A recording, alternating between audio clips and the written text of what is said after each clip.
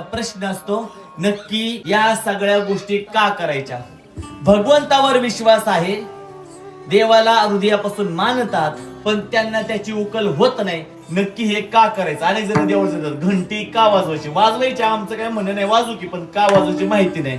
असंच आता हे औषध घालायचं काही म्हणणं नाही, पण का घालायचं ते पण माहिती पाहिजे.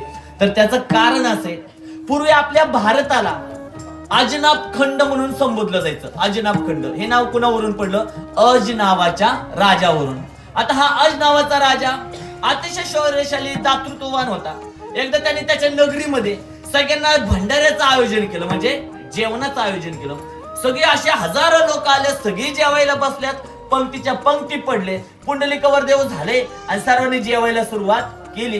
2-3 घास खाल्ले, राजाला काही हुकी आली. राजा म्हणला, चला उठा, पळा घरी म्हणला. आता राजाचा मालक कोण आहे? सगळी 2-2 घास खाऊन अतृप्त राहिले आणि सगळी कुठे निघून गेली? आपापल्या घरी निघून गेली. पण काही काळानंतर राजाचा अंतिम क्षण जवळ आला. राजा मरण पावलेला आहे. पण राजा मेल्यानंतर देवाने त्याला कोणत्या योनीला धाडलंय? अजगराच्या. का? अजगराचं शरीर इतकं बलदंड असतं की त्या अजगराच्या शरीराला जर तहान लागली ना, तर त्याच्यात तेवढं बळ पण नसतं की स्वतःच शरीर ओढून त्याने दिवस जाऊन पाणी पिईल.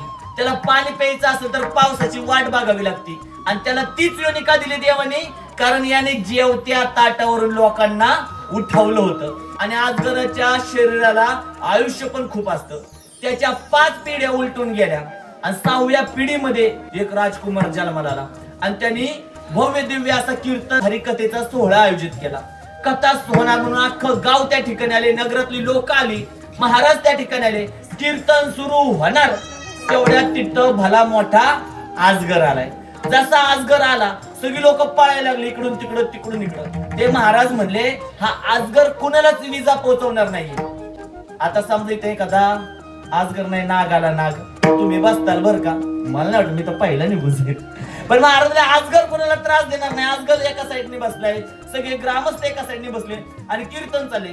कीर्तन संपल्यानंतर त्या आजगरातून एक दिव्य पुरुष प्रकट झाला आणि तो काय सांगतो? मी याच पिढीतला 6 पिढी पूर्वीचा अज नावाचा राजा आहे. माझ्याकडून एवढाच अपराध झाला की जेवत्या ताटावरून लोकांना मी उठवलं, अन्नदान करण्यापासून मी सर्वांना रोखलं. तेव्हा मला कोणत्या योनीला जावं लागलं? आजगराच्या. आणि त्या पापाची परतफेड होत नाही तोपर्यंत ते यातना, भूक, मी सगळं तृष्णा सहन केली. आणि आता माझा खरा उद्धार कोणामुळे झाला असेल तर 7व्या पिढीत आलेल्या या राजकुमाराने माझ्या म्हणजे पितरांच्या बद्दल हे जे हरिकथाचा धर्ममंडप उभा केला.